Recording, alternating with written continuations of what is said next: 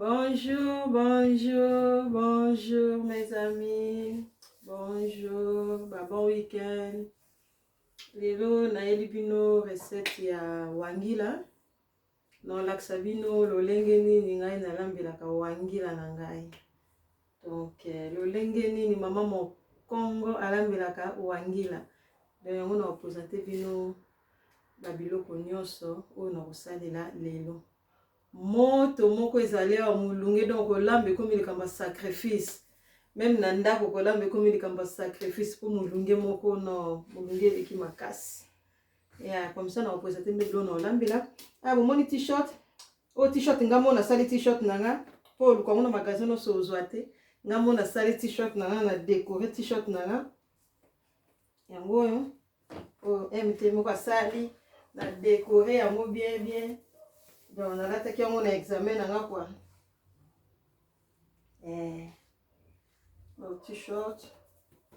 Ngamo na sali. On a préféré na lata on le longa moko. Ah ok. To leki na biso na posate mne biloko to lamba lelo. Mulunge leki me tozo lamba kaka. To lamba kaka to ana shwate. To moni biloko na biso lelo to lamba wangila. Das heißt, ich werde heute sozusagen Sesam kochen. Wir Afrikaner, wir essen Sesam nicht so auf Brotchen, so was du sagst, oder auf Brot. Nein, wir essen das, wir kochen wirklich so, das ist Essen, normale Essen. Und ich werde euch heute zeigen, wie wir das kochen. Und das ist so richtig gesund und hat viele Vitamine. Das ist für die Frau, die gerade ein Baby bekommen hatte. Wenn man das so isst, das ist sehr gut für Muttermilch. Das ist sehr gesund. Das hier. Yangwana na la semno wangila zaka bien biso stebi wangila zaka très bien. Soto bota ozana bébé na yo zolia wangila na o bien esalaka muttermilch donc ile na yo ya mabele ezala kilo ezala kitoko ezala protéine mingi. Protéine wana omtekenda kati na mwana. Donc wangila zeloko moko très nécessaire na nzoto ya mwana. Ben na nzoto na yo mamoto ko bota. Donc ndenge za boye ndeti ngana ndako atolia onka ngana mwana na ngai na Jeffrey tolia onka absolu bale ba misu bale yango na pasi mais so na lambi bomu na kaka ba omeka na bango mais Jeffrey nde atuna apenda mama olamba wangila mukoloni donc ça déjà pas ya kitoko na mwana ye ba déjà kolia wangila to moni o wangila na biso na somba ngo na magasin oyo donc eza penda ya bio na sa publicité mais eza penda ya bio na somba ngo na magasin o na DM eza na elo na sepela nango eza na musala te ndeti ya biso ndenge ezaka na Afrique. Donc oyo baponela yo déjà eza ta na mabele te eza na problème moko te eza bio. Donc soki okonika yango nde yango wana tomona ndenge nini tosalelaka. Tomoni wangila na biso to ngo somba ezaka très bien. Ngaso na moni mutu aza na Afrique mbe nazaki na Afrique na okomema ya biso moko. Mais soki ndeti awa na somba na kaka oyo na somba nanga oyo ya biso ezala mimi soki moko sali yango sava mais soki ya kosomba bongo na mona yango eza mabele mingi na préféré na ngai oyo devinta yango na préféré na ngai oyo na somba yango na DM na kati na ozana posa ya céleri pona sali yango na ozana posa ya céleri na ozana posa ya maki nanga moko liaki moko toyeba pourquoi na ozana posa ya liaki po awa naza na liboka te lolenge o ngai na kofinela yango esala ke mono so mafuta bimate e otama ekomi poto yango wana na préféra na tselia kinanga moko pona naza na problème te ya mbika na ya wangila na ngai to chama tungu na biso mibale na kolamba paquet mobimba to chama tungu na biso mibale nde na kotia 4 ai na ngai banani ba ai nani ai na kotia 4 ai na ngai yango wana après na osalela poiron na osala nanga mobimba te na osala ka ndambo po eza déjà belé na osalela oyo après na osalela tomate na ngai tomate nde eza boye na kotia nanga kaka katikati donc katikati ya linzanza nde nango na kotia na ningala nanga te ezala rouge nga sauce ya rouge pena na sepela nango te na kotia katikati ya oyo donc na kotia tomate ya nini te mosusu te ka oyo. Après tozaka na végétal lolo ka tokolambelaka nde naza na mbisi na ngai oyo eza ni ngolo na naza na oyo yango na kotia lelo na kati ya wangila normalement soki pe oza na yo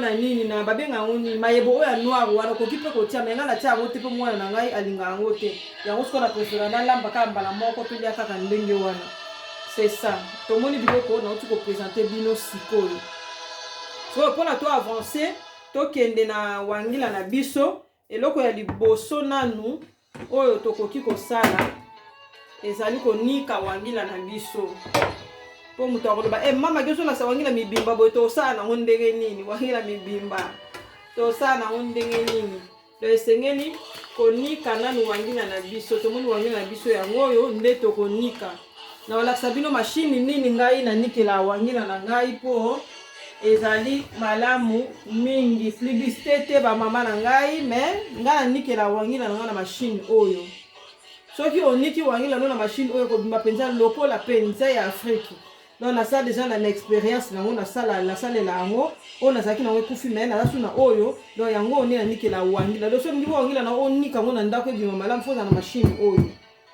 ezala nango partout na ba magasin penza mashine nanga ya kala na sala yango mingi wangila bien soki na mina sala fruit moko boye nde na mélanger nango donc yango nde tokosalela lelo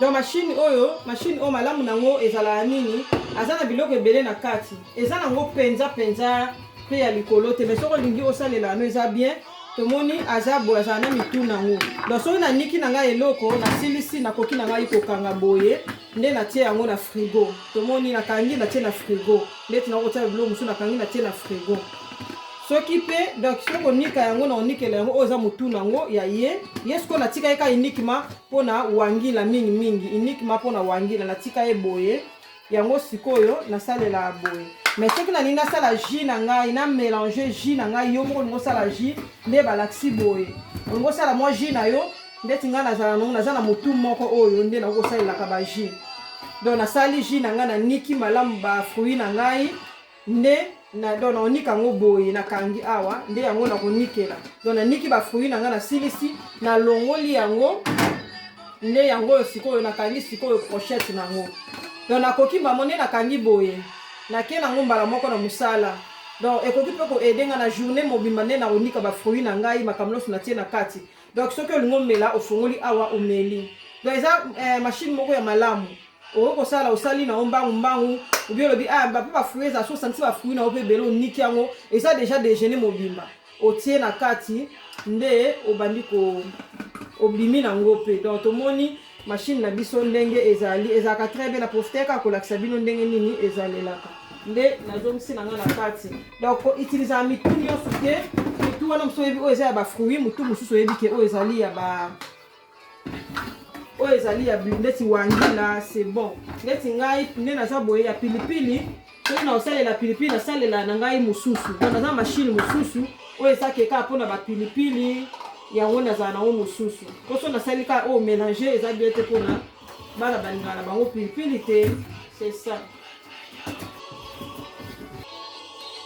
tomoni wangila na biso donc eza boye soki nde tokosalela nyonso te batieli yo place mpe ya kofongola nde ofongoli boye mpo kaka yango tutu après donc nde eza boye nakotia wangila na ngai na kati awa nde naolakisa bino ndenge nanikela yango donc otia nyonso mbala moko te soki otia nyonso mbala moko onika malamu te tiaka ndambu okonika pake moko 3 tour mpo obebisa mpe mashine na yo te omoni nakangi fo okanga makasi to fo koluka point na yo ya mashine na yo soko tie boye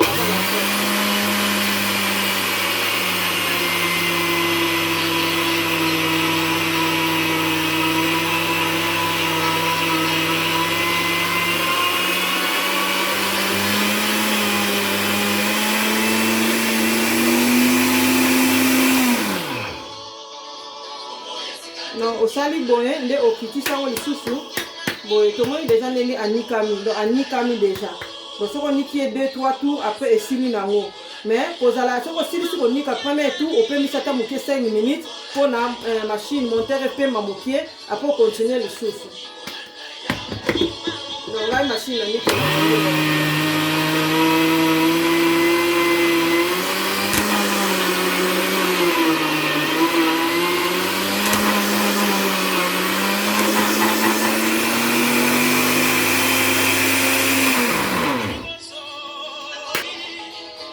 tomoni wangila na biso enikami penza eza kutu te oyo aza na bambuma onini te anikami donc wangila penza anikami abimi penza lokola nde tonikala na Afrique tomoni donc acrasé très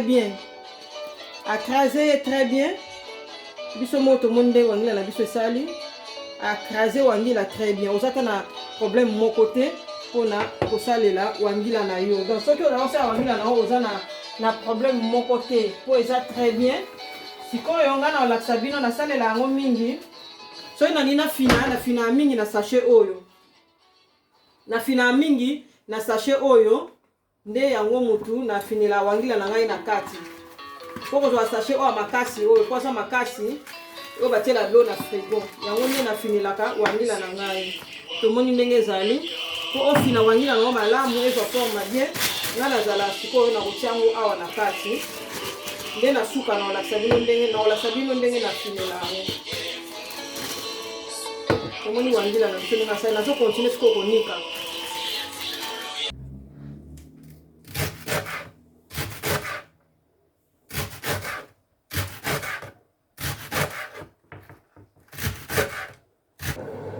na tomoni wangila na biso ndenge tokoti konika yango toniki wangila nyonso tosilisi yango oyo ndenge nasalaka boye natie céleri na nga na kati natie boye na kati nalingaka mpenza konika babiloko na otia na kati te mpo namona yango enikama makasi nga sikoyo nalingaka natie na kati namonaka ke natiaki ndembi natiaki eloko boye nalingaka bongo donc tomoni ndenge nauti kotia céleri na nga na kati nde sikoyo nazwi baai na ngai natia yango deja na kati ya nzungu natie lutu moko ya vegeta na kati nde natie awa mosusu na kati natie mibale na kati ya nzungu na ngai oyo mai na ngai ya moto tina tokisi sikoyo nazotia yango na kati ya nzungu na ngai il faut kotala quantité ya wangila soki ozolamba wangila faut kotalaka quantité po ekoma potopoto te kandi lokola nasali nini mobimba lokola nasali paquet mobimba nde tomoni natie mai na ngai totiaka loko 1 litre demi ndenge natie natie mai na ngai na kati ya nzungu ezotoka nde nakosala boye natiaka na kati pe natie mwa poiron na ngai natie mwa matungulu mokie nde na kati ya mai na ngai pe natiaka mwa poiron na ngai po etoka na kati na matungulu nga nalambelaka yango bongo soki olingi na konika oniki na yo me ngai nalingaka na ngai konika te yango moni nasalela boye na mai na ngai pe natie biloko na ngai ndambo nde tomoni sikoyo nakotia liaki na ngai moko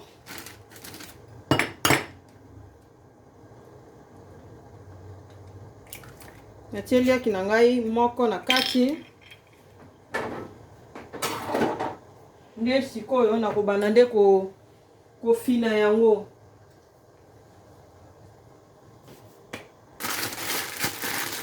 tomoni ndenge nakobanda kofina wangila nanga soki ozofina boye eza bien po oza mpenza na problème teke epanzanaka soki ndenge nini ozofina wangila nango na kati awa po kozwa sachet oyo nalakisi bino ya bien ya qualité ya malamu po aza makasi oyo sachet ya malamu ya qualité ya malamu po aza makasi soki ozwi sachet ya qualité malamu te omwana ozofina bongo akoki mpe kopanzana ozomona akoki mpe kopanzana donc soki eza qualité ya malamu okofina ye mpe malamu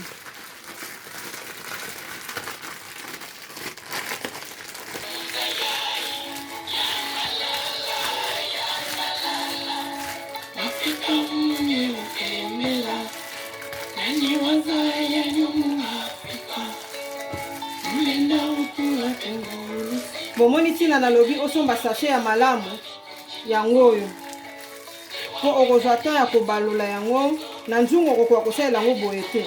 Donc oyo ezali elambeli na biso ya poto. Soko bando lamba wangila mbala liboso fo kozaka mayele po akufa poto même mbika okolambela pe kaka boye. Donc mbika wangila okolambela eka modelo ne nazolambela oyo. Donc akenda kaka nzela moko. Ye na sali boye donc na baloli très bien. Soki sachet ya kolembo mona ka ekatani.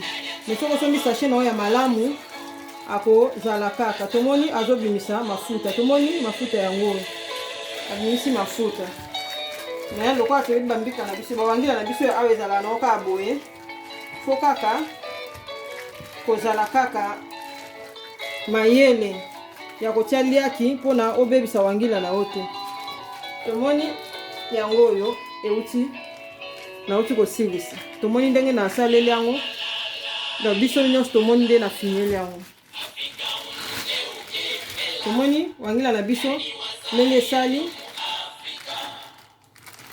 Donc soko olingo osala pe mbika osalela yango boye prochainement soki osali mbika bokomona ndenge nasalelaka mosusu liboki ya mbika. Tomoni esali mpenza kitoko makasi. Mai na biso etoki makasi. Tomoni mai na biso etoki makasi. Nde sikoyo nga nasalaka boye na juste sikoyo wangila na ngai omoni ndenge wangila sali. Donc mutu fa yebisa oki ofinie na sachet donc abimi kitoko makasi nde tika tonsali na liboka. Ozomona sikoyo otie boye nde okomi kotia wangila na kati ya mai na yo. Mai na yo etoki penza. Soki onika biloko na oniki mengai na nika te na prefera na omona matungulu na ngai nazomona bandembi. Beza ndenge na ngai na omona ba poiron. Na lambela boye. Donc soko sali boye o réussir déjà. Et loko pe ko aider po e comme poto teza maki oyo ti. Tomoni huile na biso ndenge sopana mais soko niki na nzungu e obimisela huile te. To niki na nzungu huile bima modèle ote. Tomoni ndenge vandi na kati. Biso mo tomoni ndenge ezaleli. Nde sikoyo na ofinika yango mpona etoka. Tomoni awa sikoyo mulunge makasi. Tomoni awa sikoyo na sabune na osala tomati na ngai. Tomati oyo tellement ezaka bambuma yango na onika yango nanu. Donc olingaka te otia tomati mbala moyo bambuma telema na kati ya biloko ezala kitoko te. Poko zwaka ta ya kosasika na onika oka na kati awa pona esala pe sunga ngai bawangila wana elongwa.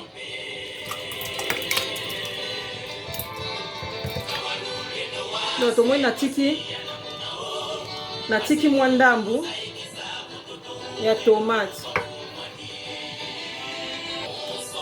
Ya tomoni reste na ngai ya tomate nde natie yango na kati ya sachet. Kotiaka peut-être ozalaka na babole ebele zwaka place. Natie reste na ngai na kati ya sachet na ngai boye. Tomoni na bombi yango. Ekovanda nango boye. So naza na posa nango na ye kaka na bimisi. Tomoni reste na ngai natie boye na zongi sango na congélateur po tolamba na biso pa pamba te. Soko tiango na frigo omuna kaka eumela te ebebi. Mais soko tia nango na sachet boye ozongi na congélateur mukolo ngo lambela ngo bimisi e obeba te. Po biso mo toyebi tolamba na biso penza biloko te yango ka yango na yango lambaka non. To mélange na biso donc faut bombaka. Nde sikoyo natie mukie boye.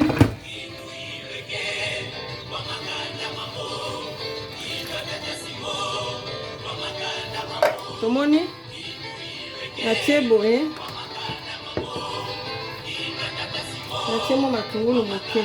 Nde siko na onika yango mpona ede ngai ba salite wana nyonso elongwa.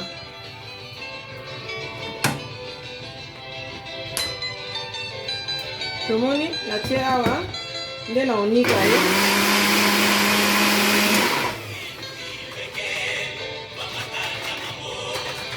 Po wangila tellement kangama na appareil na kopali oyo eza moins difficile po banda susu konika kasi onika na yango mena ezala siko natie boye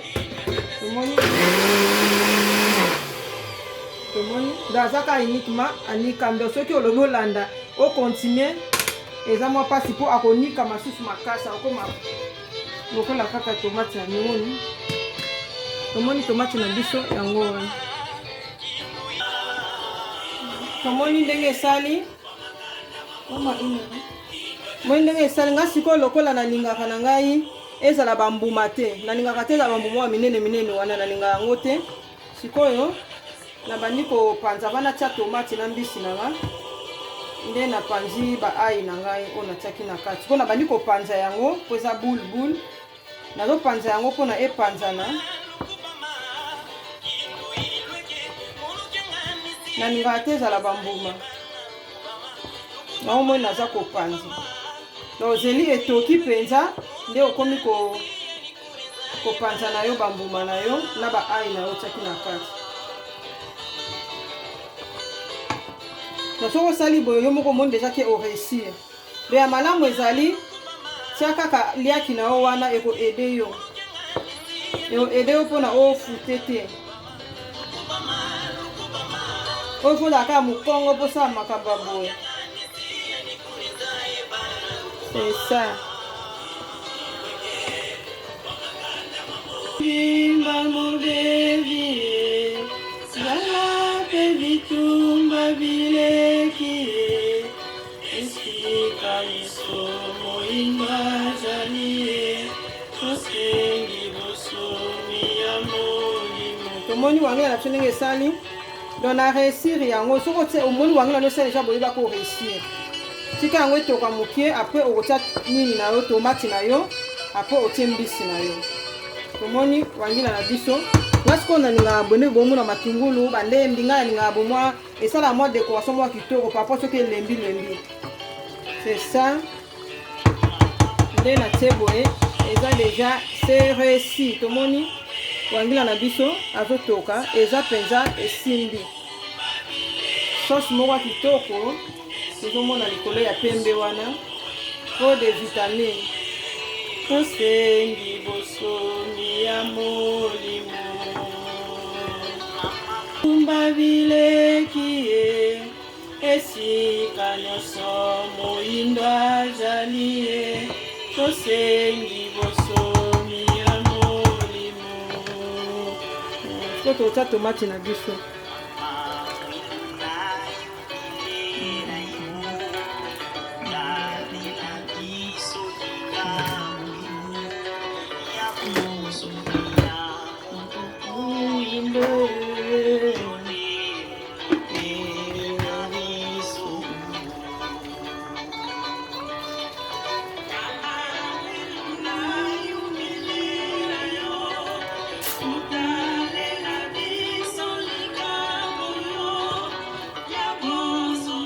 tomoni ndenge ezali soki otika yango mpenza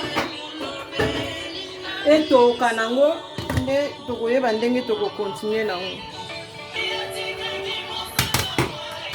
tomoni sikoyo naotia mbisi na biso na kati nasukoli yango soki osukola mbisi bien esopeli mwa mai ya moto to ebima bien tomoni natie boye mpona esangana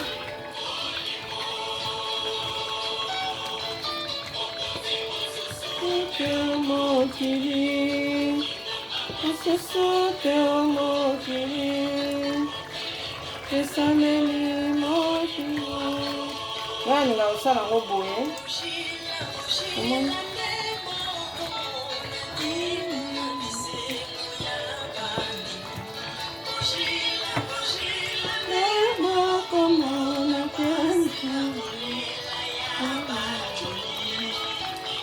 tomoni natiki yango etoka na otia mai moko moke mpo nalingaka te wangila ezala ekangamakangama nalingaka ezala na mwa sauce wana ndenge ngai nalingelaka mais soki olingaka ekangama kotia mpenza mai te siko ndenge eza boye lokola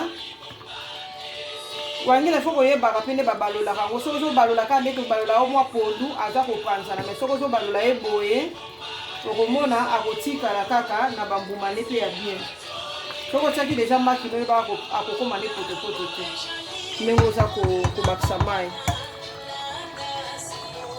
Ok,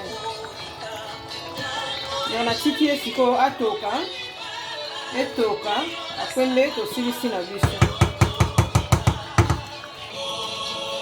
Tomoni lokola nakataki bapoiro na ngai ezali ebele oyo nakataki eza telema ebele. Sikoyo sachet oyo nasombela yango épinard oyo nasalaka video moko boye. Sikoyo épinard esili nabwaki yango te, nasukolaki yango na utilisant sikoyo mpona kotia bandembi na ngai poso na minatia bandembi na basachet ekoma ebele. Lokola nasombaki ebele nazokata yango nyonso mbala moko nde naokotisa yango na kati.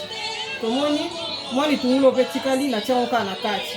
Donc okoperdre te, osombi biloko na yo kolingaka te otelemisi bandembi wana okomona ti bandembi yango bali nango kokauka et pourtant oyaki nango na ndako bana osalela yango misala. Lokola tolamba à chaque fois te, il faut toujours kokataka otie na sachet. Tomoni ndeti boye na okontinue mpo kokata bapoiron na ngai to nakati bapoiron na ngai natie nyonso na kati ya sachet oyo na koconserve yango très bien, ezali kaka mpona koconserve. Ok,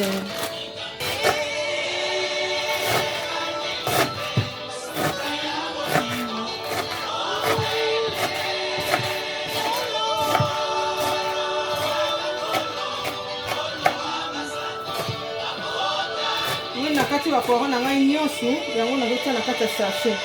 Moko soki oza na temps neti basamedi boye fo koyeba koépargne temps na yo mpo lundi ti vendredi tokende na misala. Donc soki omoni boye samedi oza na temps osombi kaka okati mbala moko. Tomoni naye deja na quantité moko ebele oyo ekosunga ngai ya bamwa kwa. Omoni na kati sachet oyo ebeba te, deja sachet moko ede nga na épargne mpe lisusu mbongo. Ozomona épargne lisusu mbongo eya te kaka obwaka te, osukoli ye otie na kati. Basachet na yo ndeti delema tosalaki bambala ebebi te sachet wana. Soki obimisi mbala na yo osukola sachet yango bongisi yango malamu nde ozongisi yango na congélateur. Osukoli obongisi malamu otie na congélateur ekobeba te.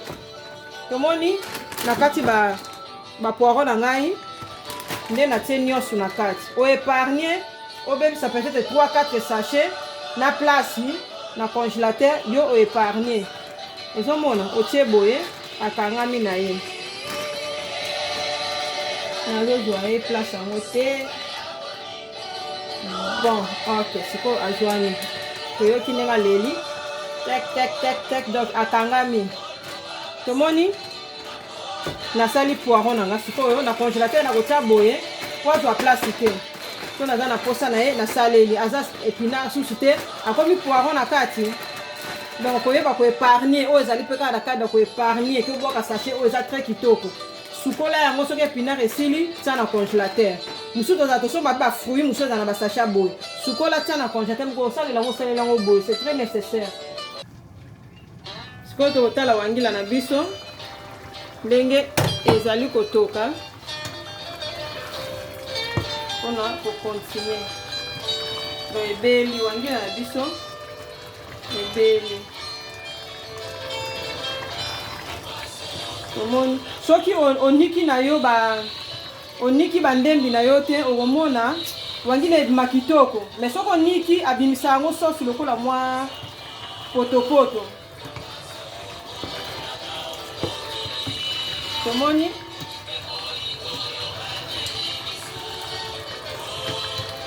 nde tokende mpona komeka mungwa.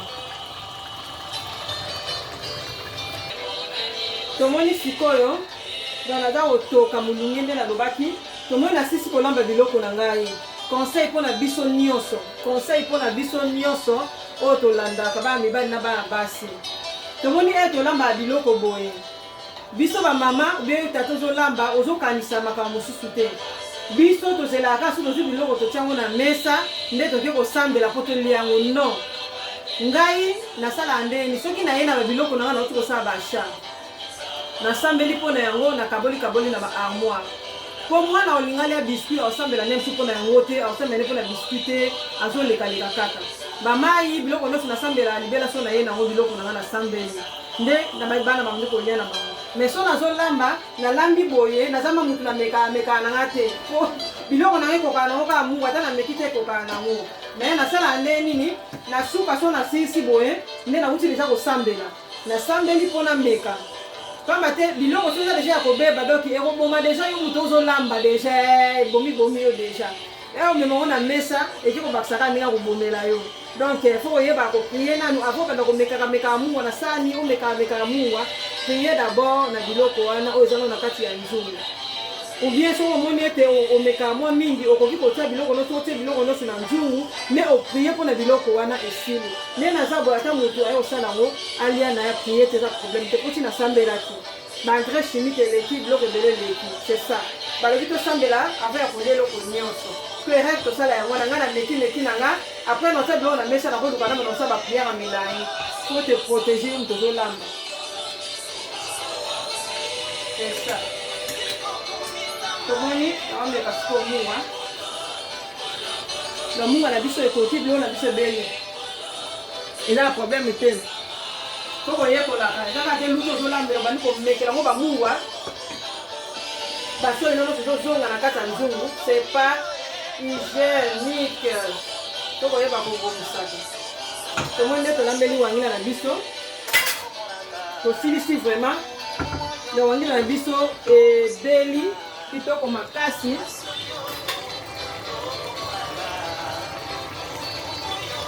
tomoni wangila na biso ndenge ebeli nde sikoyo na kotia na tomoni ndenge ebeli sikoyo ngai na kotia yango mpona présente bino na sani mpona tomona lolenge wangila na biso ezaleli na olia na nga te me nazotia mpona kopresente yango na sani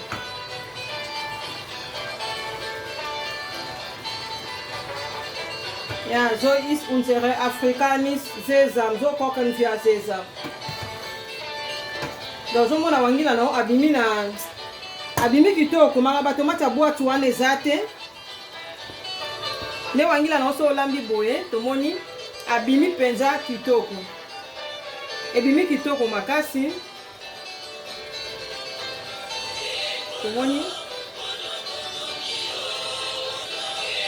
oyo wangila na biso donc soki mpenza ozwi sani ya boye eza gu makasi donc yango wana merci mingi na bino bolandaka nalobaka ntango nyonso merci sans bino mpe eza mpe mobulu nga na mbekaka kaka yango naotaka na banini na ba youtube donc nasepela ntango botiaka mwa mosapi mwa commentaire esalaka ngai malamu mingi na wana lelo tomoni ndenge nini mwana mokongo alambelaka wangila tomoni nde balambela wangila po batumi bakoka yango te donc balambela yango boye soki olandi ndenge mpena na explike okomona olamba wangila kitoko bato bakokamwa ok merci beaucoup encore une fois babon week-end donc tomonani na bavideo oyo ekolanda ok ciao